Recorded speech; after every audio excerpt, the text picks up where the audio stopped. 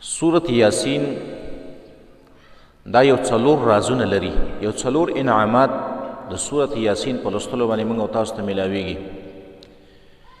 اولنی انعام او اولنی خزانه په موږ او تاسو ته دا میلاویږي چې په سورة یاسین په لوستلو باندې الله پاک زموږ ګناهونه معاف کوي.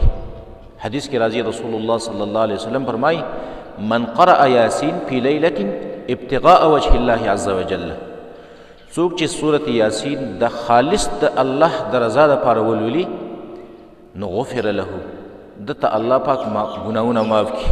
او دا حدیث ابن حبان نقل کړی دی. دویم راز او دویمه خزانه او دویمه فایده په سورة یاسین کې چې دا سورة یاسین څوک مړ کیږي او هغه ته څوک ولولي الله پې زنکدن اسانوي.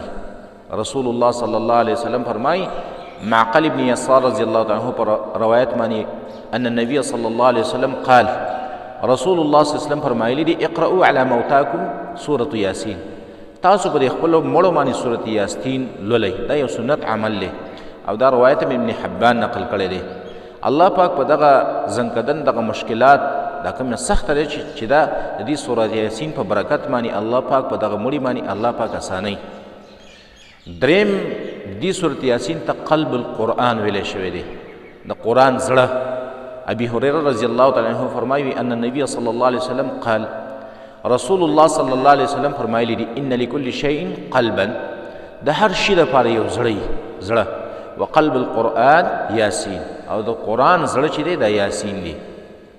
څلورمه خزانه او څلورمه فایده په سورة یاسین باندې موږ ته دا میلاویږي چې کله سورة یاسین څوک په یو مشکل کار په وخت کې د یو مشکل کار دپاره ولولي نو الله پاک هغه کار کې اساني راولي. علامه ابن کثیر رحمه الله د بعض اهل علمو نه نقل کړي دي چې کله یو څوک په یو مشکل کار کې راګیر شي او سورة یاسین ولولي الله پاک دغه مشکل کار په ده باندې اسانوي. کوم یو مشکل کې سړی نښتی دی پساو شوی دی او دا سړی په سورة یاسین که په صحیح طریقه باندې ولولي الله پاک به د دغه مشکل نه راوباسي او دغه مشکل چې په ده باندې راغلی دا به الله پاک د ده نه پورته کړي او الله به